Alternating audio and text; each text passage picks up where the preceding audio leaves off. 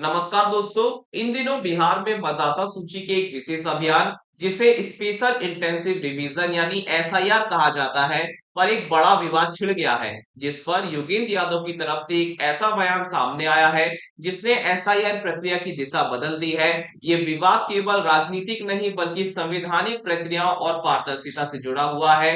क्या है ये पूरा मामला, आइए समझते हैं। चुनाव आयोग ने इस प्रक्रिया को शुरू करते हुए दावा किया था कि वह वही प्रक्रिया दोहरा रहा है जो उसने 2003 में बिहार में गहन पुनरीक्षण के दौरान अपनाई थी। लेकिन अब एक नया दस्तावेज सामने आया है जिसने चुनाव आयोग के इस दावे पर एक बड़ा सवालिया निशान लगा दिया है। असल में मौजूदा एसआईआर प्रक्रिया के तहत मतदाताओं को, खासकर नए आवेदकों को, अपनी नागरिकता साबित करने के लिए कठोर दस्तावेजी सबूत देने पड़ रहे थे, जैसे कि जन्म प्रमाण पत्र या घर का कागजात। आलोचकों का कहना है कि ये शर्तें लाखों गरीबों और वंचितों को मतदाता सूची से बाहर कर सकती है। इस पर जब सवाल उठे तो चुनाव आयोग ने लगातार यही दोहराया कि ये तो केवल 2003 में हुए गहन पुनरीक्षण का ही दोहराव है। लेकिन विपक्षी दलों और नागरिक अधिकार कार्यकर्ताओं ने आयोग से 2003 के उस पुनरीक्षण की आधिकारिक गाइडलाइन सार्वजनिक करने की मांग की, और यही है इस पूरे मामले का सबसे बड़ा टर्निंग पॉइंट।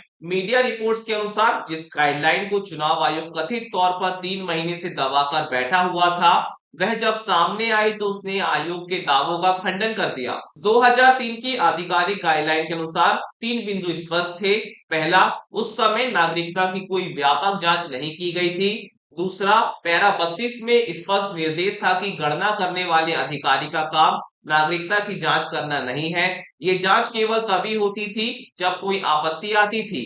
तीसरा, 2003 में ईपीआईसी मींस वोटर कार्ड को स्वीकार्य दस्तावेज माना गया था, जिसे मौजूदा एसआईआर में शुरुआती तौर पर बाहर रखा गया। यानी 2003 की प्रक्रिया का उद्देश्य समावेशी था, जहां लोगों को सूची में जोड़ना मुख्य लक्ष्य था, जबकि मौजूदा एसआईआर को आलोचक बहिष्करण की प्रक्रिया मान रहे हैं जो नागरिकता जांच पर केंद्रित है। साफ है, चुनाव आयोग का यह दावा कि एसआईआर के जरिए 2003 की प्रक्रिया दोहराई जा रही है, गाइडलाइन के सामने आने के बाद सवालों के घेरे में है। आलोचकों का सीधा आरोप है कि आयोग ने जानबूझकर पुरानी प्रक्रिया को अपनी नई विवादास्पद प्रक्रिया को जायज ठहराने के लिए इस्तेमाल किया है। ये मामला अब कोर्ट तक पहुंच चुका है, जहां मतदाता सूची की अखंडता और पात्र नागरिकों के अधिकार के संरक्षण को लेकर बहस जारी है।